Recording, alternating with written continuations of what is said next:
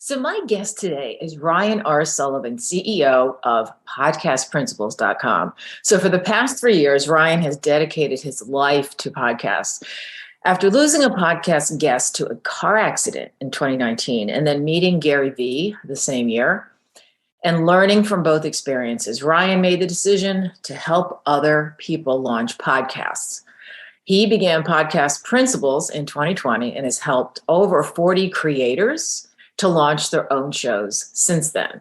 He helps personal brands launch podcasts from start to finish, including production, distribution, guesting, and more. So today we're going to dive into content demand, attention spans of listeners and viewers, and tips on ways to make your podcast video stand out. Let's jump in. Okay, great. Well, I'm excited today to welcome Ryan Sullivan, CEO and founder of podcastprinciples.com. So thank you so much, Ryan, for taking time out of your day to talk to me. I know that your information is going to be super valuable, and I'm excited to talk to you. Linda, thank you so much for having me. I'm excited to do this conversation, and also any chance that I get to talk about podcasts on a podcast. Well, that's just probably my couple of my passions combined there. And I like what you've been doing. We had been talking like before you even launched this. So excited to be on it and see it launched and released, and excited to see what we get into today. Yeah, that's right. I talked to you and told you I was going to launch it. This is back because I just launched it in January. So I'm one of these people, if I say something, I have to do it. Like I do it. But it's a little intimidating because this is your line of work. So, we'll see how I do it. I'm not that good at it. Trust me. I'm still learning. That's what I tell people. It's the thing with a podcast is that it is a constantly, I'm talking, you're learning new things at episode 100 that you now plan for that you didn't even realize at episode 50.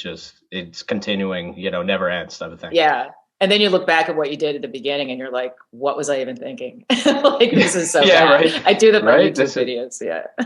Yeah. Well, hey, you're still putting it out there. That's the number one thing is most people won't hit publish. So, that differentiates you off the bat, which is interesting. Yeah. Especially for copywriters with such introverts, but I wanted to jump in with something you mentioned, like in your bio, you said that it sounds like it was a really bad year for you. You lost a podcast guest to a car accident and then you met Gary Vee. So it seems like two opposite ends of the emotional spectrum.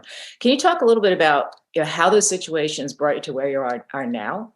Yeah, totally. So, I had a friend in community college who he was just one of these people that kind of he just like lit up the room, like you wanted to be around this guy, and he just had a very vibrant personality and completely unapologetically himself. Like he didn't care what you thought about him. He was a pizza delivery driver during the day and he was a DJ at night, and he just had that enthusiasm, and I had no idea who he was, but I just liked him. I liked his personality. I sat next to him in class and we kind of hit it off, and I was like, man, this guy's a good guest for my podcast. And back then the podcast was not a fully formed idea. Like it was just this stupid thing that I did in my garage and, just for fun, really wasn't a good conversation, didn't understand how to interview people and all that stuff, but it was a learning experience. But I figured this person would be perfect to have on the podcast.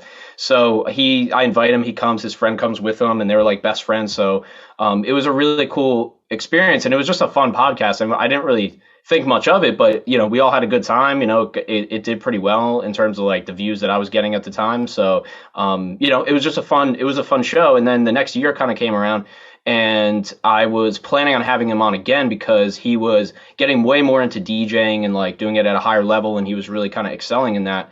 And so once again, hey, you have somebody on one time. My podcast is really conversational, so I like to have people on. I've had certain people on 3 times, so I'm like, okay, man, let's come back on again. And, time passes, month or two passes, and I had a friend of mine reach out to me, and he said, hey, man, Brian Conklin, right? And I was like, yeah, man, I had him on podcast. He's a friend of mine. This friend who reached out to me was my first ever guest on the podcast.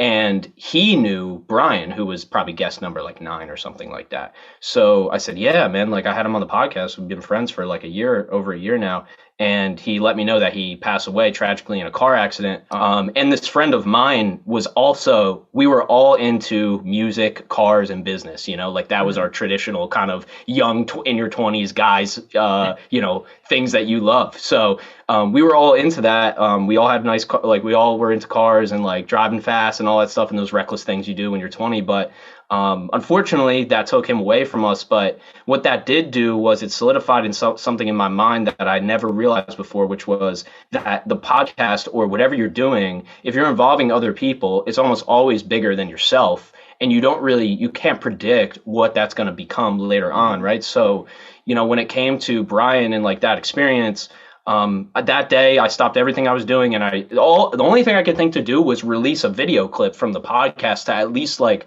give somewhat of a memorial of him. I had 200 Right. followers, but like, let me do something. I really didn't know what to do. I'm like 20 years old. Like, I don't really know how to handle the situation, but I released a video clip. It got a lot of shares. Like, everybody shared it because it was a video of him talking, and his mom reached out to me, his cousin, his aunts and uncles, his brother and sister, reached out to me, and they just said, thank you for having a 2-hour conversation that we can always go back and like listen to him talk and hear his voice. And you have small videos. I mean, especially in the age of social media, you have small videos of people, but you really don't have like hours of conversation of their mannerisms and things like that, right? So that was kind of a moment, what I call like a this is real moment for me. And I've had a few of these in my life, but I kind of shifted my mindset of like, okay, this whole thing, it's not like I started it for me, but I started it because I wanted to do it personally.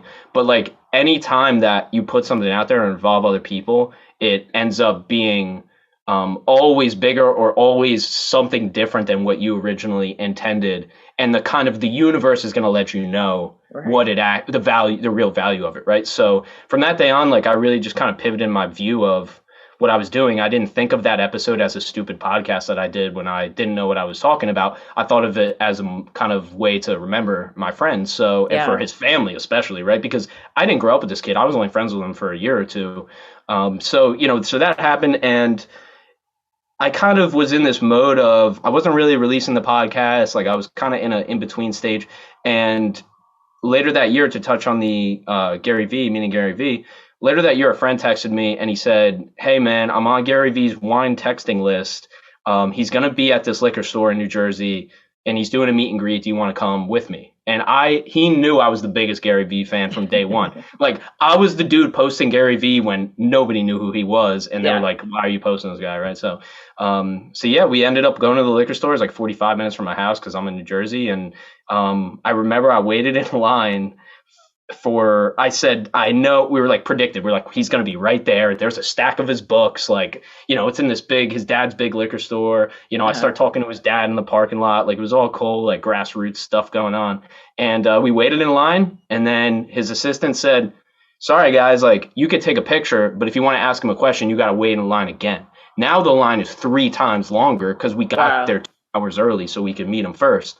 And so I'm like, all right, well, we're here. So my friend's like, no brainer. Let's get in the back of the line. So then we get in the back of the line. So then we go through the whole line. I was like, all right, Gary, I got my question. So I asked him my question and don't really think anything of it. My friend asked him a question because he details cars. And he said, "Hey, I'll detail your car." And he was like, "I don't have a car." Like, so he's doing his like, his Gary V thing. And he just roasts my friend, like roasts his whole idea of what he came up to do. And it was so Gary V. And I'm Right. sitting in class probably 2, 3 months later, and I see all these notifications on my phone. I'm like, "What's going on?"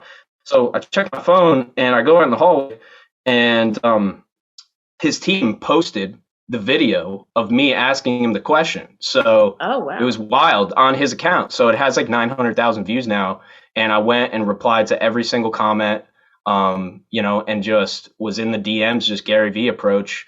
So I didn't really expect that, but that kind of, once again, like another thing where I went, oh man, like maybe I really do have to start transitioning into what I want to do, because I'm like having all these signs, that are telling Right. me, like, from Brian to Gary V. I talked to a life coach for an hour too. That's another story, but yeah. So it was really after those two experiences, like those 2 years or that 1 year of like a massive kind of shift, and me just being like, maybe I can, start leaning a little bit more into what I want to do. Yeah, that's interesting. So it's like the universe said to you, you're in the right place. I always do. I look for signs. Like, if things are falling into place, it's like, this is where I want to be. But then the other thing, I had a friend of mine who used to say, don't push the river. Like, if you're trying to do something and it's just not working, maybe you need to reassess, on the other end. So I do the same thing. It's interesting. But to get into like content talk. So when you talk about content demand, what actually is it? How does podcasting fit in? Yeah, I don't think that I made this phrase up, but I feel like I've been using it. I really haven't seen a lot of people using it because it really is extremely simple. Like the way that I look at content demand is just like the television model, like the model of a show, an episode goes out, and then the next week you wait for the next episode, and you sit there by the TV, and then you wait for it to come on. Like remember before we had Netflix and all that stuff, and like when it was just instant.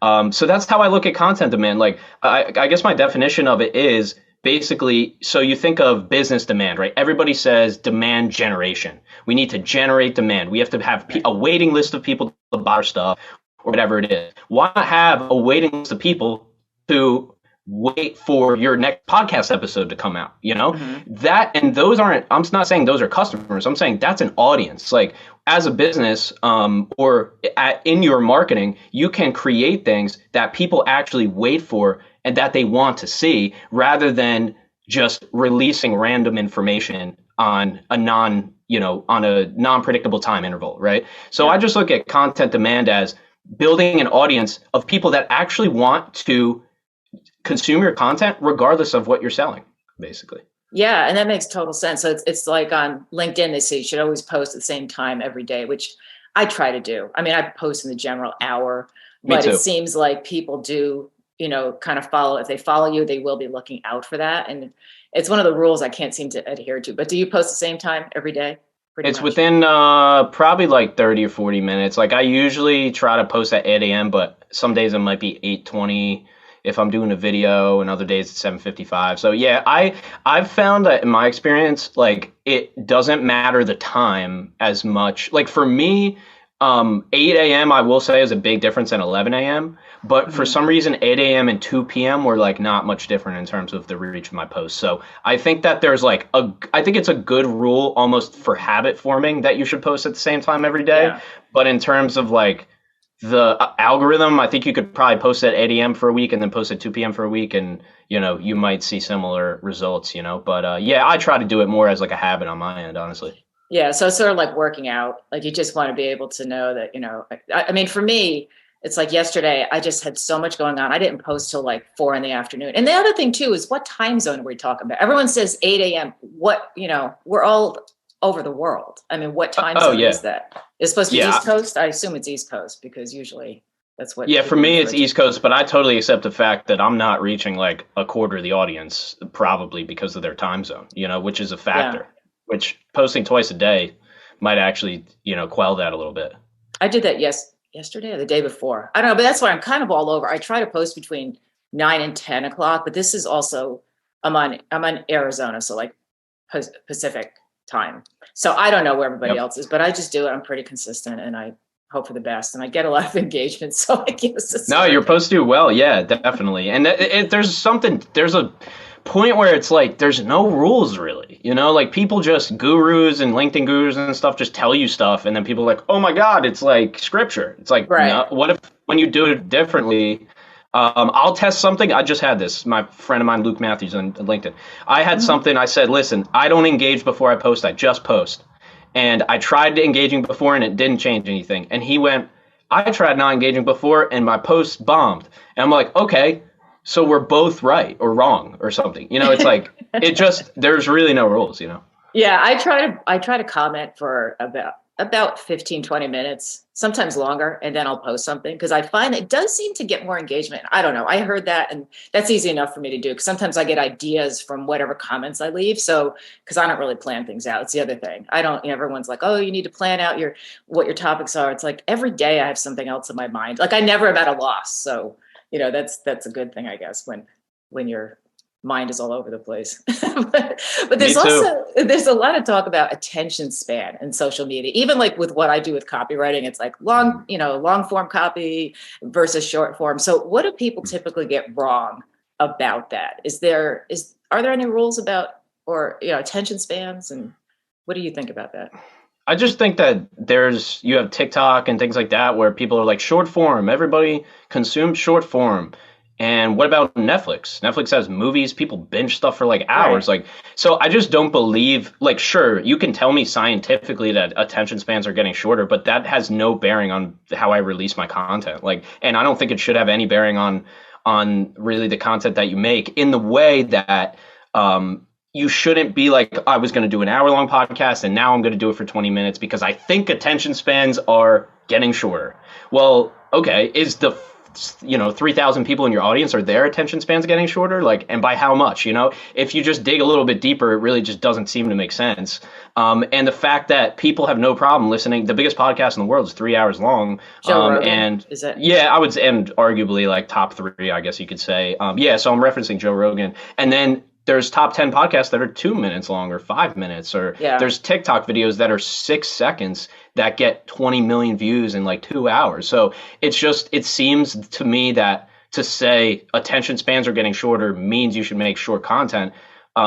There's just too much evidence to point to the fact that long form content, that people will also consume that. So I just look at it like people will consume long content. That's good. Right. They're not going to consume long content that's not entertaining. Or like for me, for instance, I don't read long LinkedIn posts.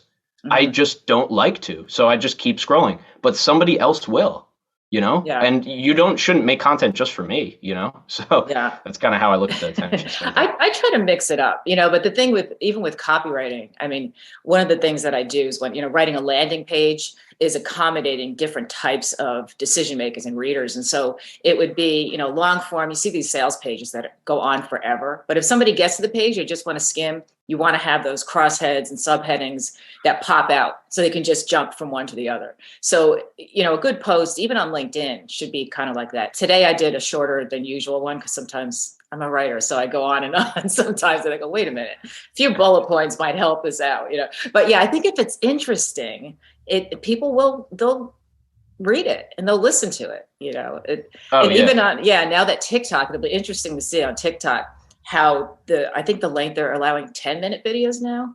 That's what I heard. Yeah. And I was just telling someone else, because I'd heard from someone on TikTok that if you click that you like a video, but you don't watch the whole video on TikTok, that it counts as a bot. Like the algorithm sees you as a bot because you just click before you actually watch the whole thing. Because she was saying on her TikTok video, she goes, people, please, if you like my video, please watch it to the end. But now I'm aware of it and I get on there and some of the TikToks are, they're getting long and it's like, all right, I like this, but I don't really want to sit here for 10 minutes. It's not what I expected from TikTok. It'll be interesting to see, what happens. Yeah. So even with podcasting, I think it's a percentage. From what I've seen, is that people, it's a certain they have to watch. It's called dwell time. They have to watch the video for a certain percentage of time to then allow it. And a percentage of they'll send it to 50 people. A certain percentage of those 50 people will have to watch the video for a certain percentage of the video to send to another 50. And so I don't think it counts. I don't know. I mean, it totally could be wrong, but I don't think it's I don't think they count it as a bot. I think they know. It's actually more specific than that. They know how much time you're watching that video, and they just count the percentage of the time that you watched it. So it's not like that would mean that it's like black or white, which it's not. Like they just count your percentage of watch time. So yeah, TikTok's interesting. We're doing it right now. We're repurposing our podcast and putting it on TikTok, and it's it's kind of doing okay. Like we're just figuring it out, But yeah, it's a whole new world for sure. There's so much there. I haven't started. I keep thinking about it, and I'm really getting FOMO from everyone on LinkedIn saying, "Oh, you need to get on there." It's like I can barely keep up with LinkedIn and my podcasts. It's like this is new. What else? Because then they had the whole thing with Clubhouse, which didn't work out. But I think that TikTok does seem to have sticking power. So it's been around for 10 years, TikTok. So people don't know. It has? Oh yeah, it was a different company before. They changed their name to TikTok, and there was Triller before that. So yeah, no, TikTok they have the best algorithm in the game. Instagram tried to copy it. They don't know what the hell they're doing. YouTube is saying at least YouTube's going, and I know somebody in a YouTube kind of pod creator program where YouTube invites creators that are at a certain level over a certain amount of subscribers who release actively. They invite them into groups to help them. Tried to ask them what they want changed, right? And so YouTube's doing their own thing. TikTok's algorithm's way advanced. Like, there's no way anybody's coming close to that. And then Instagram is just like, hey, we're trying to do something. Like, we'll give you a bunch of views and it'll be random, you know? So it's just, yeah. But yeah, most people don't know that about TikTok. TikTok's been around for a very long time. It's just very popular now. That's interesting. Because remember Vine? That was popular for a minute. That was the original TikTok, basically. Was that the original? Oh, well, not like the company wasn't the same, but yeah, the same concept. And the same concept of, if you're on there with a suit and tie, nobody's going to listen to you. You have to be wearing a baseball hat in your basement, like in dark lighting or something like that. You know, it's like the quality doesn't matter. And that was Vine. The Vine was the creativity of 6 seconds. And yeah, TikTok is kind of its own animal for sure. But I get those kind of vibes that the same thing where you're kind of designing this thing that's so short, you know, just to get people to watch it. It's hard. I mean, to come up with some of the things. I watch some of these videos. And I'm like, it takes a lot of, like, the people who talk to themselves in different costumes. I mean, that's got to take a lot of time. And if they're doing it, you know, ahead of time and batching it, like I said, I'm just overwhelmed. Like, if I'm going to jump into it, I'm going to have to do it all the way, and I'm just not ready. So, but I will at some point. Yeah, you'll have to let me know how it goes for you. But sure. Speaking of like podcasts, so what, like right now, I'm looking at these. I have new lights for my because it's a video podcast, obviously, and I'm trying all different kinds of lighting. What kind of tips can you give give us about improving either the audio or the video quality of our podcasts? Yeah, so audio basics, a $25 microphone is vastly different than a $100 microphone. A $100 microphone is not that different from a $300 microphone for the average listener. Mm-hmm. So if you're going to do anything on audio or video that's being recorded and then released, have a microphone, spend at least $100. I have one that I recommend, which is the Audio-Technica ATR 2100. I have it sitting over there. I've had it for years. Super dynamic and very, very simple. You can plug it into any computer, just USB. So standard, like, that's what I recommend. Like, microphone, have one if you're going to be recording it. It costs you barely anything, and people will not. You don't want to give them a reason to click off, and you don't want your audio quality to be the reason they click off. Right. And some of them are bad. I've listened to some podcasts. It's like, I don't know where they recorded them. But oh yeah, like was this like a toaster or potato or something? Like, what did you use for this? Was this like a rock band microphone? Like, yeah, for real. And you know, so people will say, I love this. People will say, it's all about the content, man. And yeah, dude, if you're like Tony Robbins, they're going to listen to you, you know, when it's recorded with like a phone from 2008. But you're not that. Like, you're you, and you're like gaining an audience. And then for me personally, but I'm an audio guy, like, right? So I have a different standard. But yeah, if I'm listening to a podcast that the audio is not good, like, if I really like the person, I will. But if I'm checking it out, that is a great way to make me click off and never listen to your podcast again, probably, because like you really only get one shot a lot of the times. And so that's the audio side of it. Keep it simple. Learn how to set up your microphone. Ask somebody who has one, or just go on YouTube. Make sure how to set it up correctly. Make sure you know like how far it should be from you, the gain, if you have an interface and things like that. That's a little bit into the weeds. But in terms of the video, I think now if you're going to record yourself on audio, why not record the video too? Because we live in a video world. The biggest platforms for reach that we literally just spent 10 minutes on is TikTok, which is all video, 100% video. And so not all audio is video, but all video is audio. So get your mic, right? So, have a decent mic. And then I just suggest, first of all, a decent webcam. The one I'm using right now is $60 now. It was $140 when I bought it like years ago. And then the older brother of this webcam is like $170 now, which is like amazing 4K quality. So any budget you can buy a decent. Well, which one do you recommend? Because I have, like, right now I'm just using the one from my computer. I had a webcam and it was awful, and I had spent some money on it, and I just didn't like the quality. Everything was fuzzy, and I don't know. I just don't even know which one. I recommend two. The one I'm using now, which is the just 1080p, it's not 4K. I think 1080p HD should be your standard. And that is the Logitech C920. And that one's $60 on Amazon right now, and definitely great quality. Really? Okay. In my opinion, for the price, for sure. And then the Logitech Brio is the newer version of that, which is 4K. One of our clients is using it for their in-person podcast. They only have one camera angle, and they just put it on them, and it looks great, in my opinion. It's just always better than like a a basic, kind of, I guess, not having one. But in your case, I mean, you're using a computer webcam. If that webcam is better than the one you bought, then obviously you got to use that one. So you want to make sure you invest in one that, actually is better than what you already have on your computer, Right. For sure.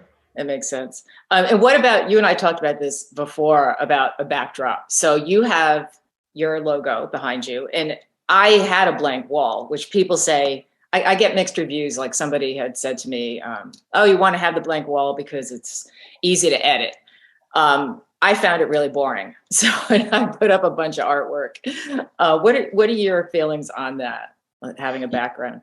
Yeah, and definitely want to touch on lighting too after we talk about his background, because just for like a minute. But yeah, in terms of backdrop, I like having like, if you don't have the kind of artwork and knickknacks and stuff, like just having a solid color wall is, I think, way better than the worst thing. I'll say this, like, because there's not like everybody's space is different.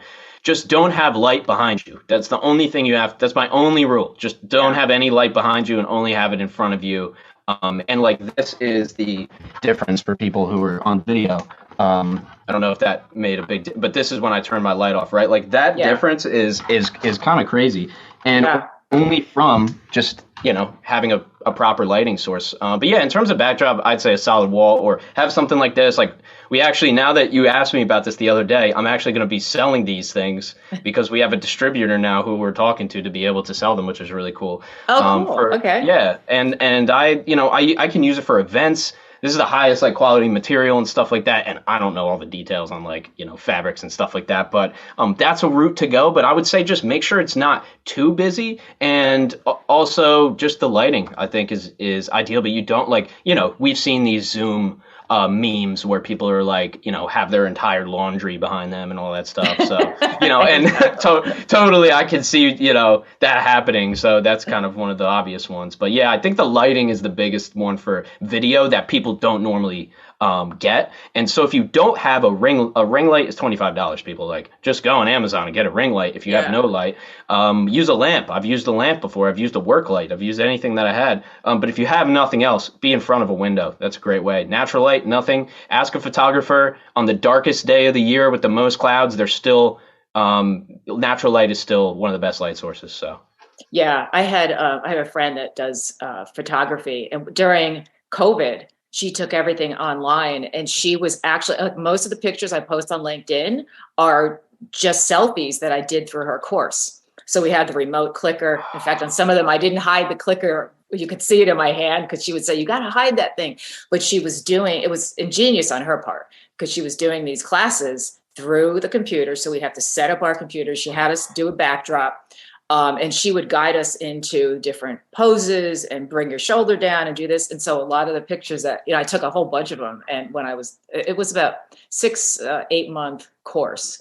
And so, but she always said, get in front of a window and make sure, like, I'm in front of a window, but I have 2 monitors in front of me. So it's blocking it. So I still have to have light, but the natural light. That's ingenious. Yeah. There's been so many cool, our business spawned from COVID. But there's been so many interesting ideas that creatives, and that's the thing, you get a photographer, videographer, podcast, like, creative people, they're going to find a way somehow to continue doing what they're doing. That's very, that's a great idea. Yeah. Why it's been a couple of years now too, and she's been doing it, and it's growing. And last I heard, she had a lot of people signing up for it. It's like a course. Now she has an app, I think. And so, yeah, you just have to think about what else you can do. But that's how I got so many of my photos because, and I bought a backdrop. I don't really use it.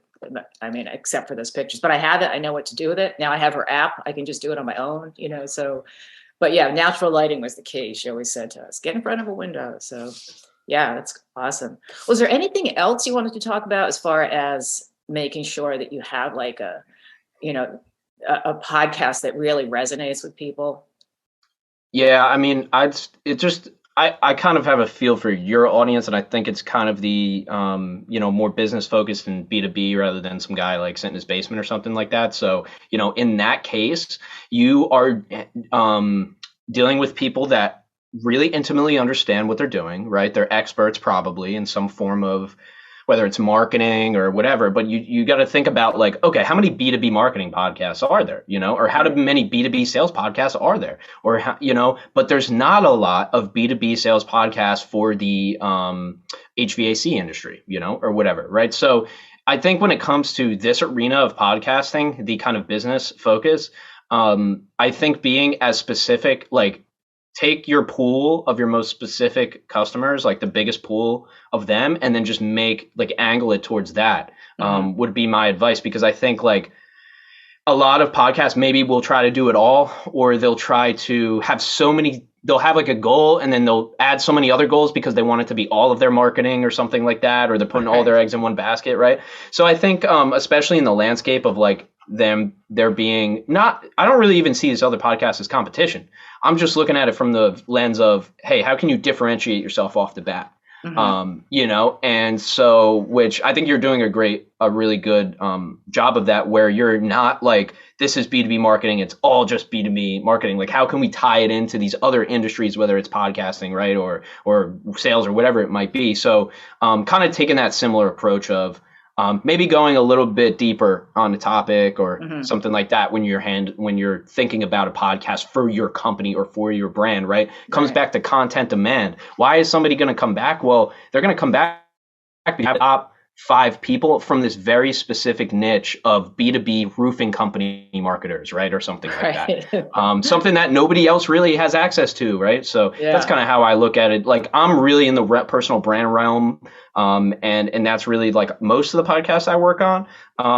But when it comes to the business ones, that's just kind of my like off the cuff thoughts on what I see kind of in the world of podcasting there. And that was why I wanted to focus on copywriting and marketing, because I know there's a lot of marketing podcasts and there's a lot of copywriting podcasts. And I thought, and a lot of them do merge the two, but I wanted something that was more of a blend of the two of them. So I didn't see anything exactly like that. At least they're not marketed that way. So, and as I said earlier, I mean, copywriters are introverts. I'm an introvert. I'm okay one-on-one, but I'm not, it's hard to just do something like this when it's not like, it doesn't come naturally, so. Oh yeah. There's so many personalities and some people fit it a lot better. And I think the number one thing for me, whether they're introverted, extroverted, whatever, is just really, getting past the barrier of, okay, I'm gonna put this out and I understand that not everybody's gonna like it and that people are gonna judge me and people are gonna judge my brand and my podcast and they're gonna judge my opinions, and that is completely okay, And so that's when I almost have it to the point like where I don't care so much that I'm like always just, obviously I'm gonna speak differently on each podcast, but like on my own podcast, like I will say any of my like I'm okay because I know that people are going to, at the end of the day, like you for your opinions, really, right? So that's how most people are differentiated in terms of their brand. So yeah, it's a big, I mean, even as an extrovert, we deal with it, but definitely a little bit easier to get that ball rolling if you're in that category. I once had a friend who was very well known in the fitness business. I co-hosted a podcast for Bowflex with him. And I've gotten hate mail when I was in the fitness business. And he told me, he said, listen, you're going to know you really made it when somebody devotes an entire website on how much they hate you. So he said, don't worry. He said, just start a folder of all the hate mail and call it crazy people and get on with it. But yeah, unfortunately, it's you're always going to have people judging you, but they're the ones who will never say it to your face as well. So yeah. So last thing, just where can people find you? What are some of the, like LinkedIn, and where else can they find your website? Podcastprinciples.com. That's going to have everything that we do. We help people launch their podcast without wasting time. We have a system to do it. If you're the type of person that's like, listen, I don't want to learn 100,000 things. I just want to have somebody guide me through this and then be able to launch my podcast quickly and easily. That's what we do. Everything's there. Podcastprinciples.com. Free resources there. We have a podcast creatively named Podcast Principles, where we go over the 15 principles that every podcaster needs to know. And it's not just podcasting, but it's also content creation too, and a little bit of building your brand. And those are 5 to 10 minute snippets, scripted episodes, like no BS, no fluff at all, just getting right to the point. So that's a great resource for folks that maybe you're looking to get into podcasts. Maybe you want to learn about how to be a guest on a podcast first. Okay, we have an episode and a PDF guide dedicated just to that if you want to get started there. So that's what I would recommend, all the free resources. And then if you want to connect with me on LinkedIn, Ryan R. Sullivan. If you do Ryan Sullivan, I don't think you're going to find me. I might have good at LinkedIn SEO on maybe, I have to check that out. I'm not really sure, but Ryan R. Sullivan on LinkedIn if you want to connect with me there. And yeah, that's basically it. I'm in, if you type in Ryan Sullivan, or my other brand is called Sully Bop. That's SULLYBOP. And that's where I rap and produce and make podcasts and things like that. So anything like that, just check it out. Google it. It should come up. And You're all over. Yeah. And I know you post do you post every day on LinkedIn? Yeah, Much? 5 days a week. I don't post much on the weekends. Maybe you get a random weekend post. But yeah, Monday through Friday, 100%, always posting, and it's always content creation, LinkedIn, personal brand, or podcasting related, and really try to keep those straight to the point. And posting every day. Definitely connect with me, shoot me a message. 100%. Always just I most of my days are half of it's mostly on calls and just talking to people and networking. So hit me there too. That'd be great. Well, I thank you so much for being on today, Ryan. It's been eye-opening and a lot of great actionable advice. So thanks again. And yeah, I appreciate your time. Landa, thank you so much for doing this today. I'm excited. It was really cool to see your podcast, and that's why I checked in with you. Like, I don't mess around. Like, people think they're like, what's his agenda? I'm like, no. You don't know the amount of people that I talk to that never launched their podcast. Like, if I can send a message, you didn't need it because you're the type of person that just jumps right in. Like, if you decide you're going to do it, but I send these messages because I want your podcast to launch. I don't care if you work with me or work with some other guy or don't work with anybody, but I want that podcast to go out. So it was really cool for us to connect about that, like literally in December, and now I'm here on your show. So that's the power of the podcast right there. And you know what's funny is I did it because I had a bet. Well, not a bet, but I had a friend who was he says, I'm launching my podcast in January. And I said, who's going to do it first? And so we were kind of, and he still hasn't launched his, but it's because he's super busy with work. So it's not like I can, He's super busy with work. Okay, man, I've heard it before. Well, I did it and he didn't. So yeah. Hey, there you go. Awesome. Hey, friendly competition might be the best way to launch your podcast, actually. Exactly. All right, cool. All right. Well, we'll talk soon. Landa, thanks for doing this. Appreciate it. Thank you.